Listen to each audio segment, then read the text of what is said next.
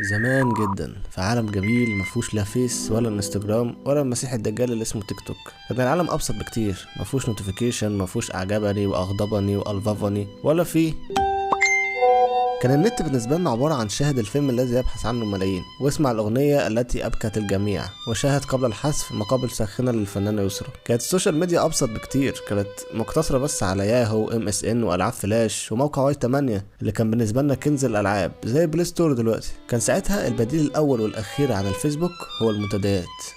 على المنتديات حرفيا كان فيها كل حاجة موجودة في الفيس دلوقتي، ويمكن اكتر كمان. كنت تعمل ايميل عليه زي الفيس وتخش في اقسام مختلفة اللي هي دلوقتي الجروبات، وتنزل مواضيع اللي هي دلوقتي البوستات. بس المواضيع في المنتديات كانت فيها مميزات اكتر كمان من الفيس. كنت تقدر تنسق الكلام وتلونه وتكبره وتصغره وتحط صور وفيديوهات كأنك بتكتب على الوورد بالظبط، والناس تكتب لك ردود على الموضوع، يقول لك احسنت النشر وموضوع متعوب عليه ونايس توبيك. دي بقى كان بيكتبها الناس اللي من ايجيبت.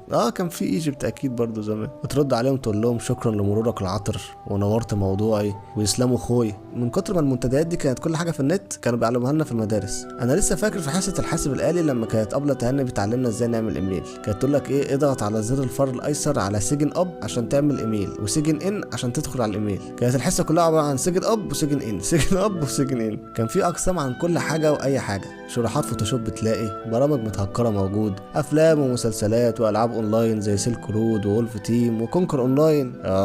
كونكر اونلاين. في لعبه اسمها سيلك رود ولعبه اسمها كونكر. يا نهار اسود.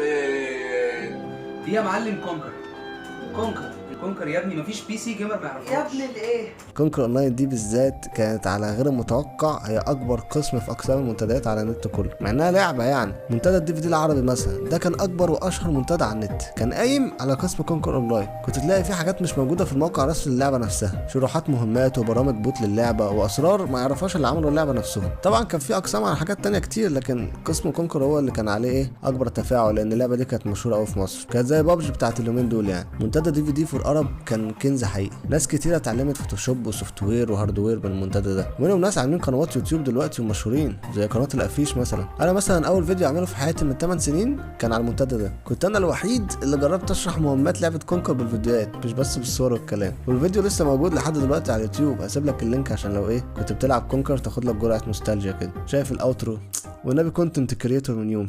المحتوى العربي كان بيزيد يوم عن يوم، والمشتركين بيزيدوا معاه اكتر، وعشان الحياه كلها قايمه على البيزنس والفلوس كان لازم التفكير الاستثماري يبدا يدخل في الموضوع عشان ياخد حته من التورته. بس هو في الحقيقه خدوا التورته كلها. كل المنتديات اللي كانت على النت كانت منتديات منفصله وقايمه بذاتها، ناس مختلفه من جنسيات عربيه مختلفه هم اللي عاملينها، زي منتدى الرياضه للابد والمسافرون العرب والDVD العربي وغيرهم كتير، لحد ما جت مكتوب واستحوذت عليهم ووحدت المنتديات دي كلها تحت اسم واحد، وقسمتها لاقسام مختلفه، مكتوب رياضه، مكتوب اخبار، ومكتوب موضه، وهكذا، وحطت اعلانات، وبقى في مصادر ربح متنوعه بتخش لهم. الموضوع لحد دلوقتي مقبول عادي، الفلوس اختراع جميل، يعني كلنا بنحب الفلوس، انا معجب بيها جدا. بس كان بيحصل حاجه بقى غريبه شويه، ان التصميم بتاع الموقع كان مايل لشكل موقع ياهو. اتاري ان خطوه استحواذ مكتوب للمنتديات دي كانت تمهيد لبيعها بعدين لشركه ياهو، وده اللي حصل فعلا سنه 2009. ياهو اشترت مكتوب ب$85 مليون وبقى اسمها ياهو مكتوب. انا صراحه كنت شايفها خطوه حلوه، يعني شركه عالميه زي ياهو لما تمسك المنتديات دي اكيد هتديلها كويس وهتضخ فلوس اكتر في تطويرها، والموضوع هيبقى بروفيشنال اكتر، وده هيجي بالنفع الكل. انتوا اعملوا فلوس واحنا نستمتع بمحتوانا العربي الاصلي اللي بنحبه. انا فاكر ساعتها يعني جابوا احمد حلمي يعملوا برنامج حلم اونلاين، كان بيتعرض حصريا على المنصه بتاعتهم. كنت بحب قوي البرنامج ده لدرجه ان انا مستوحي اصلا لوجو القناه من مسكه احمد حلمي للشاي في اللقطه دي. كانت كل حاجه ماشيه تمام لغايه ما نتفاجئ سنه 2004 برساله تظهر على واجهه المنتديات.